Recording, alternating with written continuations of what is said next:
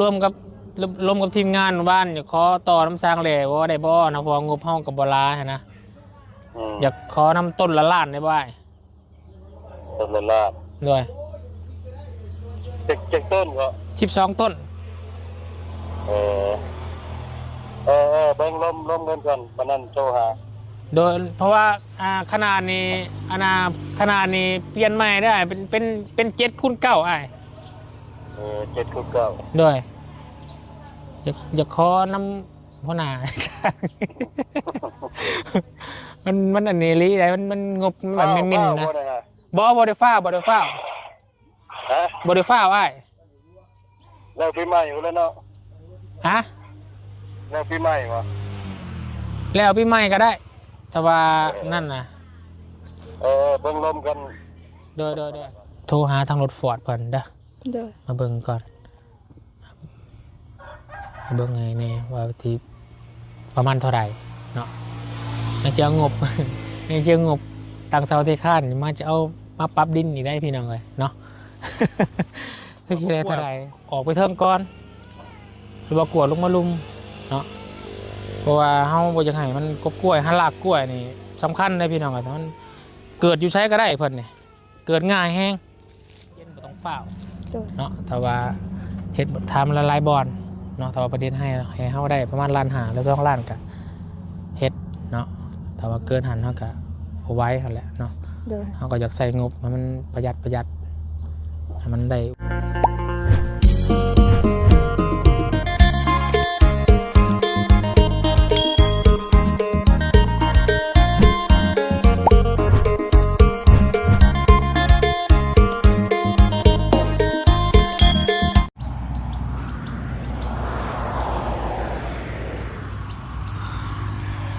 พี่น้องเลยเปิดคลิปเปิดภาพออกมาเป็นภาพบรรยากาศยามเช้าๆของวันที่1 เดือนเมษาพี่น้องเลยเนาะเขามาแล้วพี่น้องเลยเป็นเดือนที่ส่วนร้ายเนาะจะฮอดพี่น้องเดือนนี้เนาะแต่ก็เหมาะกับการเล่นน้ำเนาะก็คือสงกรานต์พี่น้องเลยเนาะวันที่13 14 15เนาะใกล้เข้ามาแล้วพี่น้องคืนนี้ก็เริ่มต้นวันที่1ของเดือนเมษายนเด้อพี่น้องเด้อเนาะเอาก่อนอื่นเด้อพี่น้องเด้อขอกราบทักทายสบายดีพ่อแม่พี่น้องสบายดีหมู่เพื่อนกันเบิดสุขุสุขคนสบายดี FC ผู้ใหญ่ใจบุญประทุกฐานเนาะ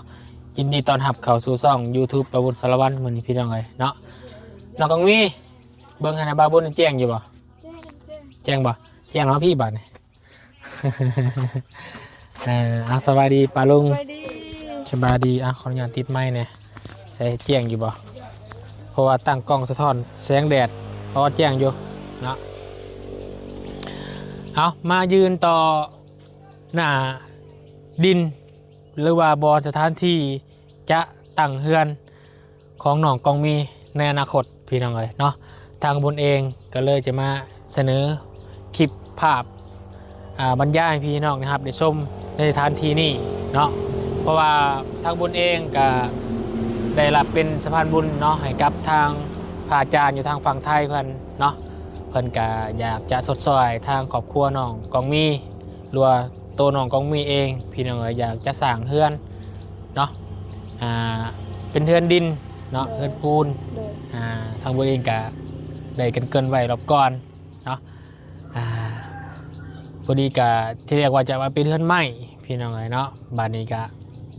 ได้โอลมกับน้องกองมีพันพี่น้องเนาะถ้าว่าเป็นเฮือนไม้เป็นเฮือนดินเนาะในอนาคตถ้าว่ามันบ่แล้วหรือว่ามันบ่สำเร็จเนาะก็จังได้กะทางน้องกองมีกะบ่เป็นหยังเนาะบ่เป็นหยังเพราะว่าในอนาคตในภายภาคหน้าน้องกองมีเพิ่นอาจจะหาขายมันขายยังบ่คอยเสริมไปแต่เล็กแต่น้อยเนาะอันนี้ก็ถึงทางพระอาจารย์เพิ่นก็อยากเป็นรากจ้ะเป็นรากไม้เนาะเป็นเบี้ยไม้ขึ้นมาให้เนาะเผื่อมันในอนาคตก็ให้น้องกองมีและหดน้ำหดในแต่ละมือเนาะอยากให้มันใหญ่สูงหรือว่าอยากให้เป็นออกมาออกพ้นก็ขึ้นอยู่กับน้องกองมีต่อไปเนาะแล้วก็ ก็ขึ้นอยู่กับบุญวาสนาของน้องเพิ่นคือกันพี่น้องเอ้ยถ้าว่าอยากให้ต้นไม้ต้นนี้อ่าออกมาออกผลเนาะหรือว่าสิมีคนเอาฝุ่นมาใส่เนาะเอาน้ำมาหดซอยกันให้มันออกก็เป็นได้เนาะ โดย อันนี้เฮาก็บ่ฮู้ในเรื่องบุญวาสนาหรือว่าอนาคตของน้องเพิ่นพี่น้องแต่ที่แน่ๆทางพระอาจารย์เพิ่นก็อยากเป็นเบี้ยไม้เบี้ยหนึงเนาะ โดย มาปลูกให้น้องเพิ่นตั้งไว้อยู่นี้เนาะ โดย เข้าใจที่บุญเว้าเนาะ เข้าใจ ก็เลยบุญก็เลยสิมาเบิ่งสถานที่บอนจะปลูกเบี้ยไม้หรือว่าตั้งเสาเฮือนนี่แหละพี่น้องเอ้ยบอนนี่ก็คือบุญจะมาล้มเรื่องรถฟอร์ดบัดนี้เด้อ โดย รถฟอร์ดสิอยากเอามาฟอร์ดดินนี่น้องก็มีคิดว่าเอามาถมอยู่นี่เนาะ โดยผมอยู่ ตรง นี่ นี้ก็ตรงมีเอาออกปะ อ๋อ เอาออกเนาะ โดย ตรงนี้ต้องออก เพราะว่าสถานที่เฮือนนี่จิตตั้งในระวังแวกนี้เนาะ โดย ระวังแวกนี้เขาต้องกวดตั้งแต่กกขี้เล็กพูดลงมาเนาะกวดลงมาเพียงเห็นเพียงพี่น้องเลยเพียงนี่แหละเพียงบอลนี่เฮือนก็จะตั้งอยู่นี้แต่ว่าก่อนที่ฟอร์ดนี่เขาก็ต้องขุดกกกล้วยออกวะหรือว่าบ่ต้องขุด เขาบอกว่าอยากได้ให้รถฟอร์ดเอาออกเลย ให้ฟอร์ดเพิ่นกวดออกให้ก่อนเนาะ โดยเราต้องเอาละไม้ก้อนตัวนี้ เราจึงเอาดินมาแต่ เพราะว่าเขาต้องทำลายเบี้ยกล้วยออกก่อนถ้าว่าเขาบ่ทำลายเบี้ยกล้วยออกนี่มันจะเกิดขึ้นมาคือเก่าเนาะ โดย เวลาปลูกเขื่อนนะก่อนจะเอาดินตัวนั้นลงมากก็ให้รถฟอร์ดมันกวดหากออกก่อนเนาะ โดย กวด เอา มั ละ นเพิ่ง ไม้ก้อน น้ำไม้บอลนี่ก่อนกวดมันไปผูกกวดออกก่อนถ้ามันหมูมีหากไม้อยู่นี้หมูมีหากกล้วยอยู่นี้แต่จะเอาดินทั้งเทิงมาถมไว้แล้วก็โอเคถมแล้วก็บุญก็จะสร้างเสามาพี่น้องเลยต้องหอดพุ่นแล้วเนาะกวดเนาะ โดย ต้องหอดพุ่นเนาะ ต้องหอพุ่น หมวยหอดได้ทางขึ้นเนาะ โดย ทางขึ้นสวนตอนนั้นเนาะ โดย หอดประมาณระหว่างประมาณ10กว่าเมตรพอแล้วเนาะ15 เมตรพอแล้วเนาะ โดย จะได้เพื่อนนี่พี่น้องละเพื่อนนี่ทางพระอาจารย์เพิ่นว่าอยากตั้งในขนาดเพื่อนนี่7x9 โดย เนาะ7x9แล้วก็จำนวนเสานี่12 ต้น โดย 12 ต้นพี่น้องเลยวุนก็เลยมาไล่เฉลี่ยเบิ้งเนาะตั้งเสาเทคาน วุนโทรถามสร้างหมู่บ้านเนี่ย โดย แต่ตอนนี้บุญก็จะโทรถามอีกจนเราไปจะเข้าการบุญโทรถามสร้างหมู่บ้านเนี่ยตั้งเสาเทคานเพิ่นว่า20 ล้านบุญ เข้าสุดเลยหมู่บ้านนี่พี่น้องเลยจากที่ว่าที่มีความหวังว่าอยากตั้งเสาเทคานให้น้องเพิ่นแต่มันสำเร็จเนาะเอางานให้ตั้งเบี้ยต้นไม้ไว้แล้วก็ให้น้ำให้น้องเพิ่นรดน้ำเอาเองนะพี่น้องแต่ว่าอาจจะมาปรับหนาดินแล้วสิท่านตั้งเบี้ยไม้เพิ่นซ้ำนะคิดเบิ่งนี่เพราะว่ามันราคามันแพงแห้งพี่น้องเลยแล้ววุ่นจะขอต่อน้ำสร้างเพิ่นพี่น้องเลยจากที่เคยเฮ็ดมานี่ตั้งเสาเทคานนี่ต้น 1,000 บาทพี่น้องกันเนาะ12 ต้นกับ12,000เคยเห็ดที่ผ่านมาอยู่สวรรค์เขตหรือว่าอยู่เซโนทั่วไปนี่แต่ว่ามารอบนี้สร้างมันว่าอีหยังกับแพงเพิ่นว่าเพิ่นเนาะอีหยังใกล้แน่ว่าซั่นสร้างอยู่บันดงนี่ โดย ที่บุญเคยเฮ็ดทำงานในเพิ่นอยู่สร้างคนเดียวกันที่เฮ็ดเฮือนน้องนักน้อยที่พอเราพิการขาแม่เราพิการตาที่ทั้งพี่ชาลิเชียงเฮ็ดให้เป็นลังเลยหั่นแหละพี่น้องเนาะแต่มาปีนี้เพิ่นว่ามันอีหยังกับแพงน่ะมันไกลแน่เพิ่นก็เลยว่าอยากขอนำ20 ล้านว่าซั่นพี่น้องเนาะบุญก็เลยอยากโทรขอเพิ่นอีกเติมเนาะ โดย อยากขอเพิ่นต้นละล้านได้บ่เนาะ12 ต้นกับ12 ล้านหั่นนะพี่น้องเอ้ยเนาะ โดย เดี๋ยวสิลองโทรถามเพิ่นก่อนแป๊บนึงพี่น้องเอ้ยบ่สิได้คือเฮาคิดอยู่บ่เนาะเพราะว่างบทางพระอาจารย์เพิ่นส่งมานี่ ซื้อเสากับไปกับอุปกรณ์ก็จะเบิดครึ่งหนึ่งแล้วพี่น้องเอ้ยโอ้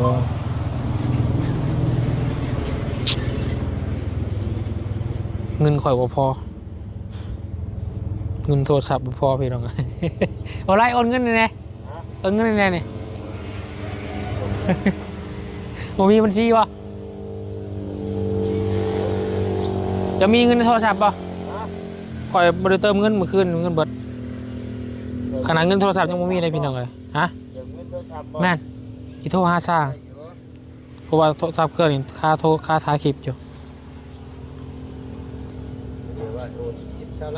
บ่จัก50,000เนี่ยนะกำลังปรึกษาน้องกงมีอยู่สิเอารถมาฟอร์ดแต่บ่รู้จะเอานำเท่าไหร่นี่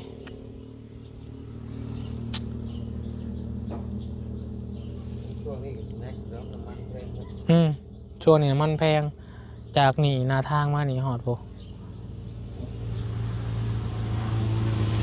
ได้อยู่ประมาณ20 เมตรพอจะว่าเนาะ020 966 45052โดยกินข้าวแล้วบ่ ยัง ฮะเอา50,000กันเลยบ่าวไรจีโทรหาทาสร้างแหล่นะสร้างทีมงานสายจวดเฮานะ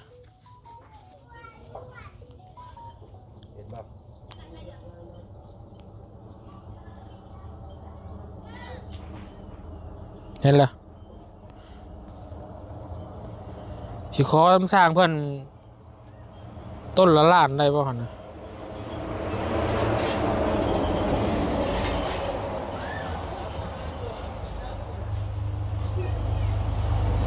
ต้นละล้านเนี่ยเกือบต้นละ2,000มาได้เนาะ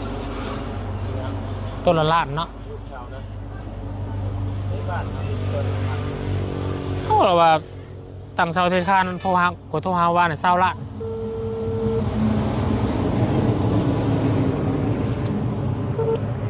โลสใช่ อยากโทรมาปรึกษาเรื่องนี่แหละตั้งเสาเทคานนี่อยากมาขอต่อได้โทรขอต่อได้นี่ไปเลย รวม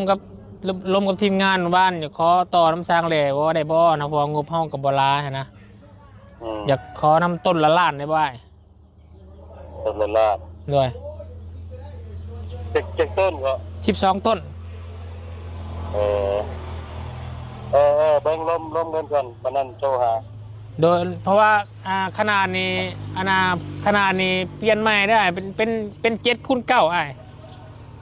7x9ด้วยอยากขอน้ำพ่อหน้า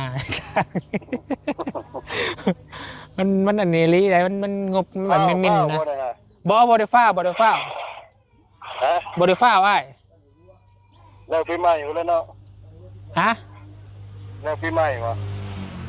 แล้วปีใหม่ก็ได้แต่ว่านั่นนะเบิ่งลมกันโดยจะได้ขอน้ำอ้ายเด้อจ้าขอบใจผู้ที่แหละเพื่อเฮาฟอร์ดเฮายังแล้วผู้ที่แหละปีใหม่เนาะจังมาตั้งเนาะเพราะว่าสร้างมันก็ช่วงนี้มันจะเป็นเพราะว่าสร้างนี่ทีมงานเนี่ยเพิ่นเฮ็ดเวียกอยู่ใกล้กับบอลเพื่อนอายุฮะเป็นโครงเหล็กเด้เฮาเนี่ยไปอยู่ขวามือเพิ่นกำลังเฮ็ดโครงเหล็กอยู่ในหันพี่น้องเอ้ยเพราะว่าสร้างทีมนี้น่ะเคยเฮ็ดงานนำของเฮาหลายเทื่อแล้วก็เข้าใจกันดีเห็นนะแล้วก็ฝีมือเพิ่นก็บ่ธรรมดาเนาะเป็นอาชีพของเพิ่นเลยทุกคนก็อยากเลือกสร้างที่มันโอเคเนาะมาเฮ็ดงานในเฮาแล้วก็มันออกมาก็บ่อยากให้มันมีติมีต้องหั่นนะอยากให้มันโอเคเพอร์เฟคเฮาก็โอเคเนาะเฮ็ดเฮือนงามมีเฮือนเป็นหลังก็อยากให้มันงามเลยนะเนาะชาก็ยามันเนาะสายยามันไว้เฮ็ดถ้าว่าเฮ็ดไว้ล่ะบ่งามแล้วก็มันก็ออกมาแล้วมันก็กินแหนงกันแน่เบิ่งมือการผากเบิ่งโอ้เฮือนกูบ่งามแท้เด้มันเนี่ยเนาะฉะนั้นก็เดี๋ยวเราลุ้นเบิ่งนำกัน ว่าสิได้บ่ต้นละล้านเนาะแต่อยู่แถวบ้านเฮาน่ะแต่ก่อนเนาะต้นละพันพี่น้องเอ้ย12ต้นก็12,000 เอาพอสร้างเฮ็ดเรือนน้อยกับต้นละพันแล้วมันเป็นบางที่ อันนี้มันอยู่เขตเซโปนเนี่ยมันก็จะหาสร้างยากแน่เนาะ โดย อยู่บ่คืออยู่แถวเซโนสวรรค์ละสร้างหลายเดี๋ยวเขตนี่บัดสร้างที่กับยาเฮาแม่นคนพื้นที่หั่นนะเนาะ โดย คือน้องก็มีพ่อสิฮู้บ่สร้าง แถวนี้เขาส่วนหลายเขาเอาสร้างอยู่บ้านกินย่าง สร้างบางย่างๆบ่ เห็นบ่เขาเฮ็ดเฮือนบอนสร้างนะบอนเขาตั้งหานนะคนบ้านกินย่างมันเฮ็ด มันสร้าง คนบ้านสร้าง อ่า เห็นเฮือนสีฟ้า อืม สีฟ้าเบื้องนี้เด้ อืม 3-4หลังเห็นนำกันนะ อืม คนบ้านกินย่างมันเฮ็ดแล้ว บ เบื้ น อง ไหน นี้เขา บ้านไหนบ้านสร้างบ้านใด มันสร้าง บ้านทางใด ใกล้กับบ้านหนองแดงบิดบ้านหนองแดงกับฮอดบ้าน อ๋อ สร้างวิทย์บ้านสร้างกับฮอดบ้านสกี อืมสร้างบางย่างๆบ่น่ะ โดยสร้างบ้านกินย่างเขา3คนเฮ็ด บ่ โดย โอเคโอเค เดี๋ยวถ่าเบิ่งก่อนแต่ว่าสร้างคนรุดให้ตัวละล้านก็จะเอาสร้างนี้ โดย ถ้าวันบ่ได้จังเบิ่งปรึกษาเบิ่งสร้างบ้านกันย่างที่น้องเว้าเนาะ โดย โอ ตอน เค เฮ็ดห้องน้ำนี่ทางอ้ายพอใกล้หันก็ไปหาสร้างนั่นแต่ว่าราคาเฮ็ดเฮือนอยู่บ้านสมุน อืมเพราะว่าบุญมาลัยเบิ่งนี่งบน้องบุญนี่สิสร้างเสานี่ก็เสาหนึ่ง770,000คูณ12มันก็ถือ9 ล้านปลาย9,240,000มันก็ตกอยู่13,000แหละ13,588 บาทบัดเฮามาสั่งเหล็กสั่งบล็อกสั่งปูนสั่งแฮสั่งทรายมันก็หลายเติบเนาะแฮนี่มันเข็นแหละเจ้ามองของน้ำเจ้าหันมันเหลืออยู่เนาะ โดย กับทรายเนาะ โดย ตั้งเสาเทคานนี่คือสิพ่ออยู่บ่บุญคิดว่าเนาะ ยังลายอยู่ ยังเหลือหลาย โดย เราสิเอามองนั้นมาเฮ็ดแล้วก็สิปูนเนาะทุกคนสิจัดการบริหารเบิ่งให้มันประหยัดที่สุดนั่นแหละเนาะ โดย บ่อยังไงมันเท่ากับงบห้องบ่หลายพี่น้องเอ้ยเนาะอันนี้ก็บุญพยายามงบน้ำบุญนี่อยากให้มันพอเนาะมีงบอยู่40,000 กว่าบาทเนาะ45,000ถ้าอาจารย์มันโอนมาให้บุญเนาะแต่ว่าทางอาจารย์ว่า45,000ให้บุญบริหารจัดการเบิ่งเนาะเพิ่นว่าบริหารจัดการเบิ่งในตั้งเสาเทคานนี่สิพอบ่พี่น้องเอ้ยเนาะ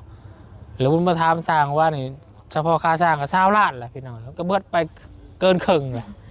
เนาะอุปกรณ์อีกบัดนี้พระเจ้าว่า 45,000 บาทนี่ให้บุญจัดการบริหารเบิ่งแล้วก็บุญก็หักอาคารน้ำมูกน้ำมันหรือว่าค่าอยู่กินน้ำบุญแน่บุญก็มาคิดเบิ่งจักสิหักจังใดพี่น้องนั่นในซ้ำนี่ก็ยังบ่พอแหละบุญก็เลยว่าซอยๆน้องคนไปพี่น้องเอ้ยเนาะแต่บุญก็จะบอกซุมื้อนี่เครื่องยังก็แพงเนาะ โดย แพงแห้งเลยพี่น้องเอ้ยแพงแบบน้ำแต่เรื่องค่าน้ำมันนั่นแหละไปเนาะมันเริ่มต้นแต่น้ำมันแหละ โดย ทุกชิ้นทุกอย่างมันก็เริ่มแพงก็คือเขาพาหนะนำพาไปก็ต้องใส่น้ำมันสร้างคนมาเขาก็ต้องเติมน้ำมันมาเนาะทุกอย่างแพงเบิดพี่น้องเอ้ยทีแรกแต่ข้างพาจ้ามันก็แบบฝากบอกรองกองมีเด้อว่าน้องพาจ้ามันก็ซอยได้ซ้ำที่ซอย โดย เนาะถ้าว่ามัน สำนี้น้องก็ดีใจแล้ว ถ้าว่ามันบ่สำเร็จหรือว่ามันบ่อันนี้ก็บ่ให้ว่ากันเนาะ โดย ทางบริษัทก็อยากให้จักซอยเคสได้ก็อยากให้มันแล้วมันทั่วอะไรเป็นอย่างบ่อยากให้มันข้างมันค่าเนาะถ้าว่าเป็นไปได้เนาะมันเป็นไปบ่ได้ก็จำเป็นเนาะ โดย หลายปีก็ยามันเนาะ อายุยังน้อยอยู่21ปีหนึ่งเดือนแมันบ่ โดย ยังอีก9 ปี30ก็ไล่อยู่ดอกเดือนเนาะ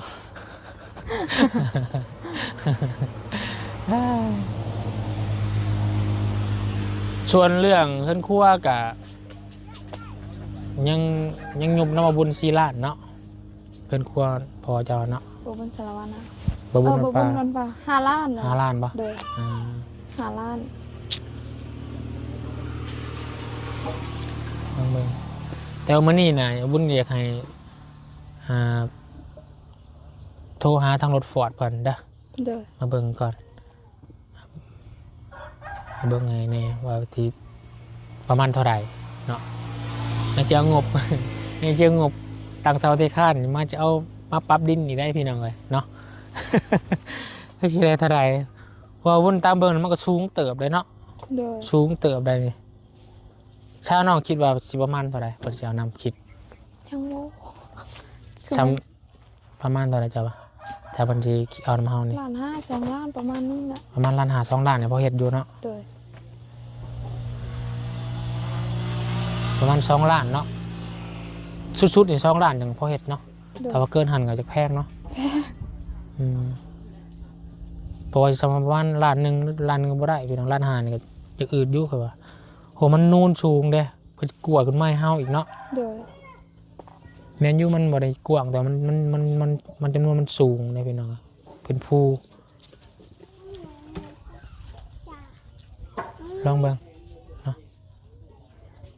แต่ว่าก็ลังที่ใหม่พุ่นแหละพี่น้องเนาะที่ว่าสิตั้ง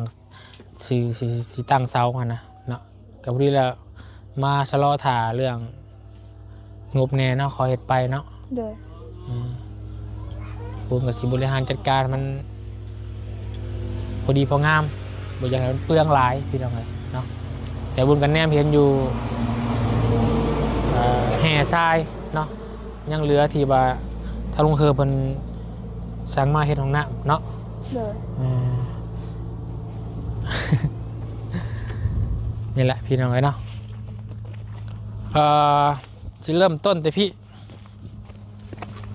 จะหนาทางนี่พี่น้อง เอา เลย กระโปรงปะล่ะ เนาะไปหอดเลยกงมีไป ประมาณ16-17 เมตรพอแหละกาว่าไปพุ่นกับสีประมาณคือกัน15 เมตรจ้ะตอนนั้นเนาะเป็นเมืองฮอเกาคิเล็กเลยความพุ่นประมาณ15 คูณ 17พี่น้องเลยนอกสถานที่ข้าวๆพี่น้องเลย อยู่หนู แต่ว่าทางน้องก็มีว่าอยากให้ทำความสะอาดกวดก็กวดออกไปเทิงก่อนหรือว่ากวดลงมาลุมเนาะเพราะว่าเฮาบ่อยากให้มันกบกล้วยหันลากกล้วยนี่สำคัญเลยพี่น้องอะมันเกิดอยู่ใช้ก็ได้เพิ่นนี่เกิดง่ายแห้งขนาดรุ่นปูนเพิ่นก็ยังแทงทะลุขึ้นได้เนาะ บ่ได้ ได้ ได้ปะ ไทยเพิ่นขอเห็นในคลิปเด้เจ้าแล้วเพิ่นเฮ็ดเอาเนาะอยู่ในห้องครัวแล้วนะ โดย ตื่นเช้ามาปูนแล้วแตกเพราะว่าก็กล้วยมันดันขึ้นมาเด้ ให้ละคันว่าปูบ้าง มันปูนบาง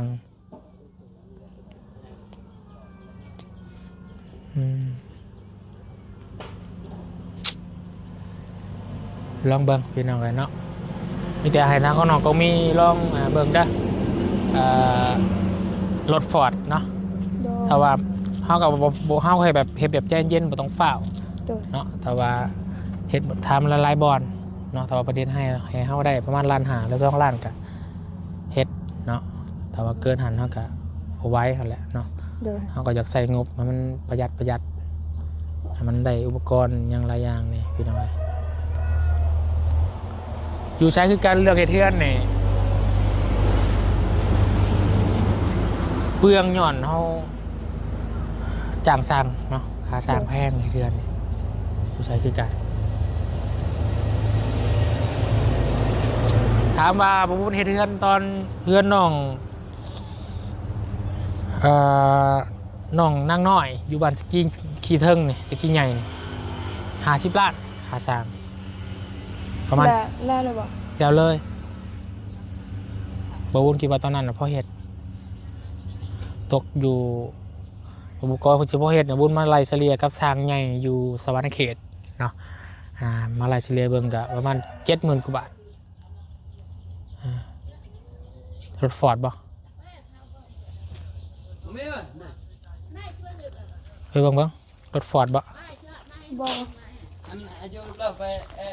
ละเนี่ยปัดนั่นเนาะแล้วปะ พี่น้องเนาะกับ FC เนาะโทรมาเล่นน้ำพี่น้องเนาะคนดังอะไรมีคนโทรมาเล่นน้ำแล้วภาษาเนาะประมาณนี้เด้อน้องกองมีเด้อมีแต่เบิ่งเอาบุญฝากเบิ่งทางรถฟอร์ดนะมาปรับให้เพิ่นมาเบิ่งตัวจริงแล้วก็ให้เพิ่นเบิ่งราคาแล้วก็โทรหาบุญเด้อ โดย เพิ่นจะเอานำเท่าใดแล้วก็โทรแจ้งบุญแน่เนาะ โดย เราเฉพาะเฮ็ดกับเฮ็ดแบบใจเย็นบ่ต้องฟ้าวแต่ว่าเฮาเฮ็ดคืออยากได้คือฟ้าวนี่มันเอาแพงคือเห็นบ่บ้านของหัวเพิ่นน่ะอยากได้3 ล้านแต่จริงๆน่ะมีแต่ล้าน5นึงต่างกันหลายอยู่